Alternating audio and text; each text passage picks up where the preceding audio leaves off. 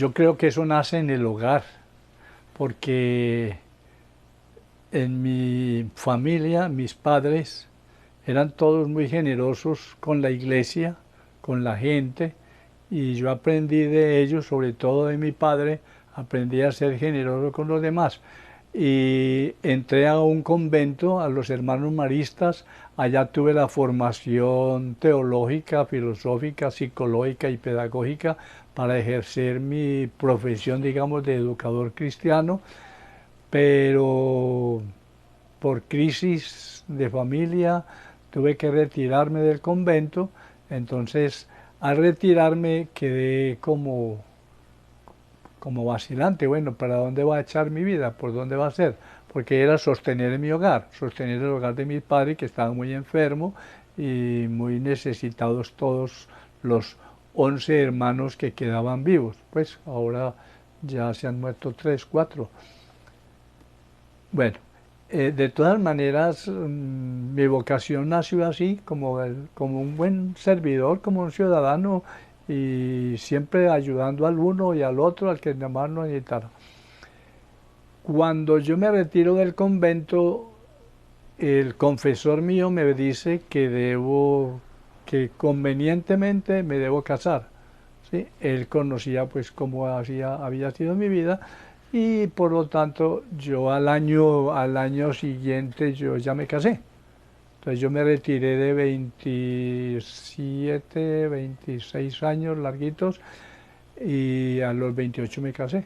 27, casi 27 años, me casé a los 28 y con Ana Dolly Botero fue mi primera novia y, y fue mi única novia y mi única esposa, porque pues todos los 51 años que viví con ella fueron en fidelidad.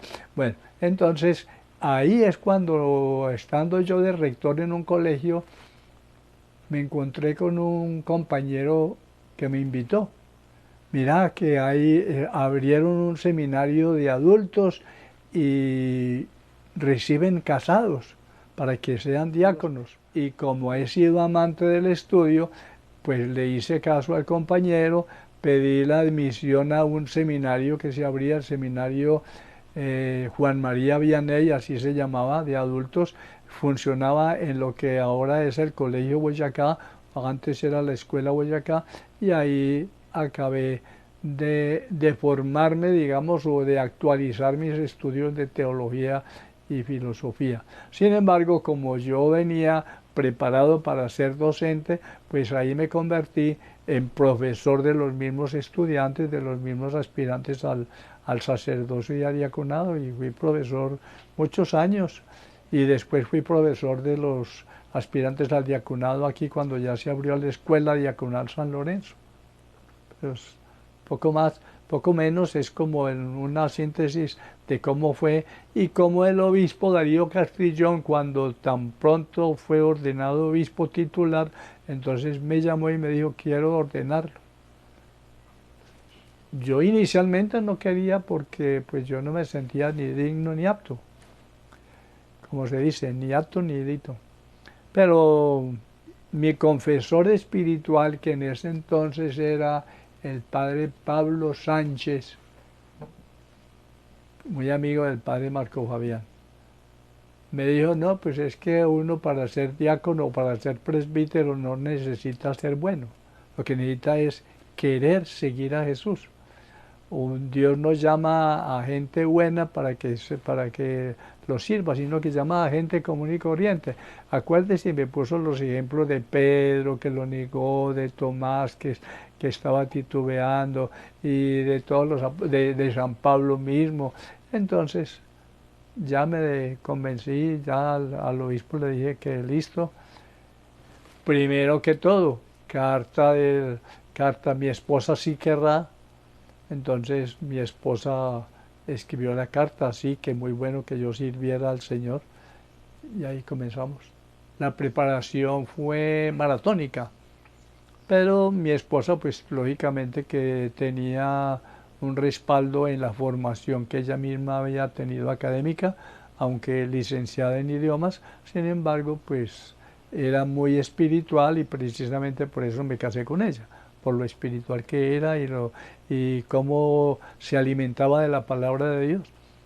Cuando el obispo Darío Castrillón fue ordenado, dijo, listo, prepárese, en 15 días lo ordenamos, pero ya teníamos esa formación teológica necesaria, y, aunque mínima, pero muy importante para el ejercicio de mis funciones y el ejercicio de funciones de mi esposita.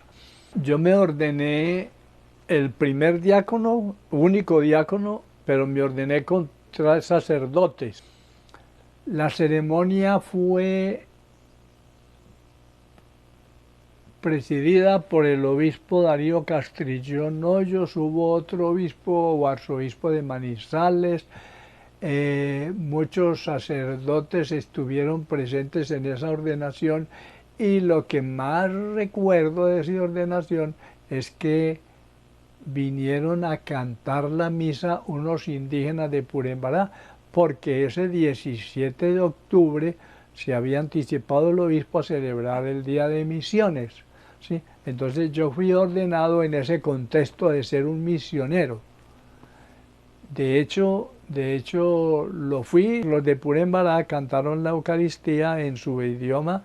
El obispo, recuerdo bien, les dirigió la palabra, la primera parte del sermón, para hablarles de cómo iban a hacer el diaconado, que era conmigo el primero. Les habló en el idioma catío y ya luego se dirigió a todos los feligreses con el idioma, pues con el español. Bueno, una cosa bien interesante de la celebración es cuando mi esposa con las 2 hijas sube conmigo las gradas del altar, y fue muy emocionante porque mi esposa me estaba entregando a Dios. Y recuerdo las palabras que ella le dijo al obispo: Señor obispo, le entrego a mi esposo para que sirva a Dios y a su iglesia. Bueno, fue algo muy bonito. La ceremonia, como le dije a Fabio ahora que venía, pues tiene muchos pasos muy bonitos. La postración es un momento muy lindo de la ordenación, donde hace uno las letanías y como que uno se siente rebajado, porque la gracia de Dios es la que va a actuar en uno y no uno mismo por sus conocimientos, por su inteligencia, sino por la gracia de Dios. Bueno, y así sucedió pues cuando el obispo me impone las manos y cuando el obispo me entrega la palabra de Dios, la Biblia. Te entrego la palabra de Dios para que la vivas, y vive lo que predicas y predica lo que vives, ¿sí? Algo tiene que ver así como en esos términos, y yo ya me convencí de que era necesario que comenzara a vivir la palabra para poder predicarla. El obispo me dejó sin funciones por 6 meses, porque lo primero que me dijo: usted es diácono de su familia. Primero que todo, su familia. Dedíquese a su familia.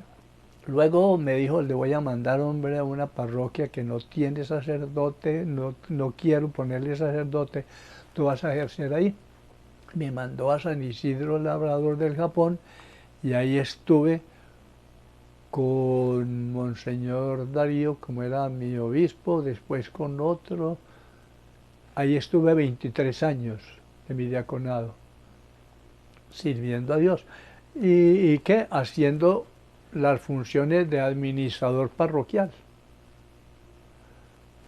¿Quién es un administrador parroquial? Es una persona que el obispo encarga de dirigir una parroquia, de administrar una parroquia. De todas maneras, ahí comencé yo mi trabajo, con las uñas, porque no había nada. Y como ustedes saben que un diácono vive de su trabajo, entonces yo vivía de mi trabajo y ayudaba pues generosamente también en mi parroquia, San Isidro Labrador. Comencé escribiéndole un himno a San Isidro Labrador, le puse música, Pues así como tardaleando, no es que yo sea músico, pero le puse música y la gente lo animábamos y cantábamos el himno a San Isidro Labrador.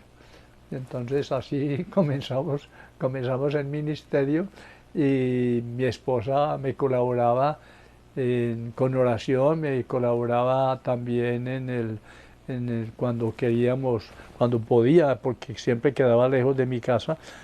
Bueno, pero era un trabajo de los dos en beneficio de... Como mi esposa era trabajadora, trabajaba en el colegio en ese entonces, en un colegio llamado el colegio salesiano, pero nocturno. Entonces para ella le quedaba muy bueno en el día, pues estar ayudando y manteníamos el grupo juvenil, el grupo de catequistas, ya después no había la evangelización, entonces teníamos la Legión de María, yo formé un grupo bíblico porque en todas partes donde yo iba en los otros años siempre era promoviendo el estudio de la palabra de Dios para que conociéramos la palabra de Dios y siempre he dado cursos de Biblia. En eso me la pasé mucho tiempo, ¿sí? Hasta ahora pues que ya está con la evangelización, que indudablemente que ya se sigue otro proceso distinto, pero que de todas maneras estamos es como siempre con la convicción de que la palabra de Dios debe ser como la lámpara, como dice el texto, la lámpara que alumbra nuestros pasos. Yo soy diácono, del primer diácono de Colombia, porque resulta de que ya cuando el obispo Darío Castellón aceptó traer el diaconado a esta diócesis y por lo tanto el primero en Colombia, porque no había ningún obispo que se lanzara digamos, a este sueño de tener diáconos permanentes, ya había diáconos en Venezuela, en Panamá, en República Dominicana, en Nicaragua, había muchos diáconos. En Brasil en Brasil sí que había diáconos permanentes, en Perú. Pero hay una anécdota muy interesante porque mi esposa trabajaba en el Colegio de las Adoratrices y entonces cuando quedó en embarazo, ¿y cómo así? Si ese señor se ordenó, qué cosa, y la iban a echar del colegio, las adoratrices. Y dije, no, si es que tuvo que intervenir hasta el obispo. Y dije, no, si es que él es diácono, él es casado y sigue siendo casado. Entonces fue como una anécdota que puedo contar yo.